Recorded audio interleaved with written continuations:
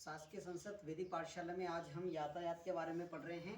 बच्चों को यातायात के बारे में जानकारी देना है और आप लोग भी यातायात के नियमों को जरूर जानना चाहिए, जिससे जो आजकल दुर्घटना हो रही हैं इनसे बचा जा सकता है।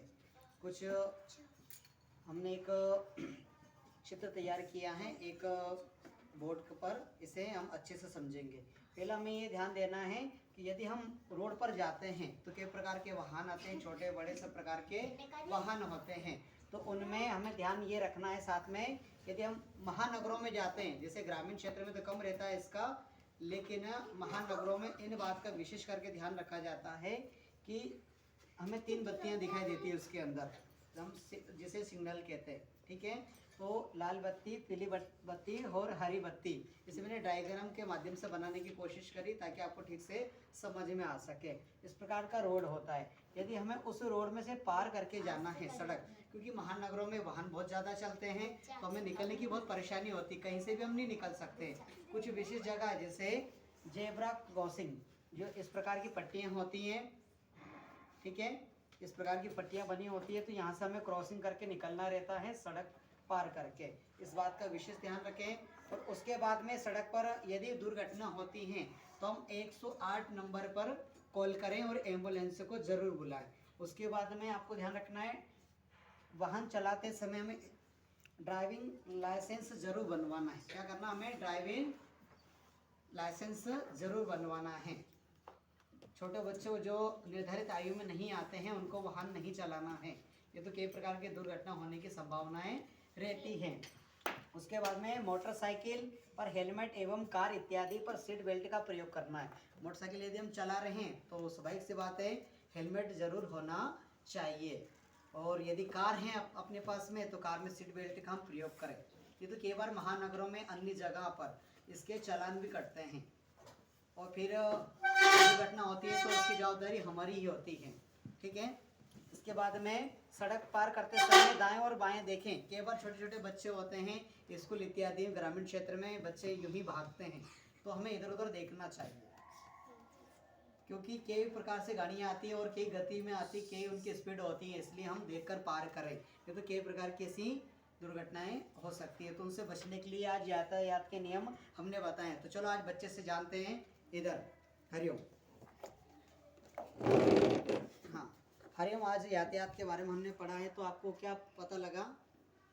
एक तो ये सर के अपने को रोड पे कभी नहीं चलना चाहिए। हाँ, एक साइड से चलना चाहिए। हाँ, हमें रोड से एक साइड में चलना चाहिए। ठीक है, और किन बातों का ध्यान रखना चाहिए? कि आगे जो गाड़ी आए उनसे साइड से चलना चाहिए।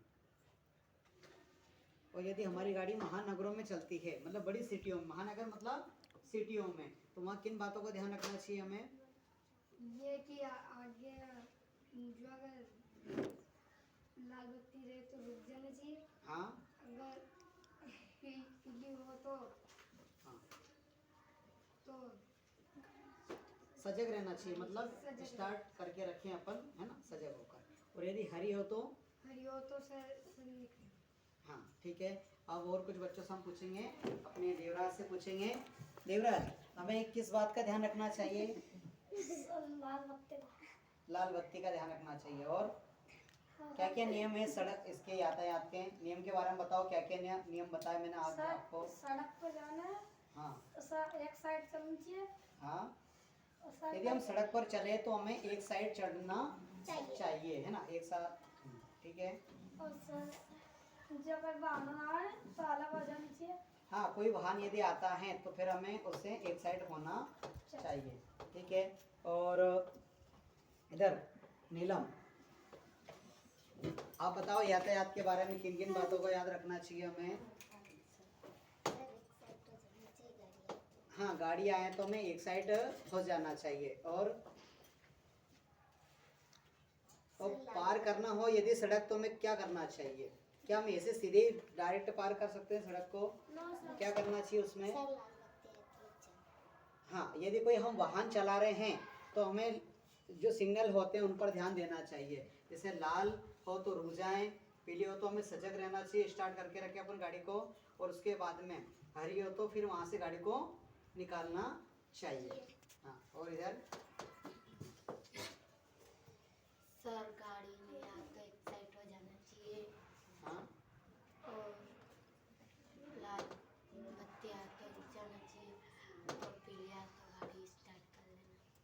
ले लिया तो निकल जाए।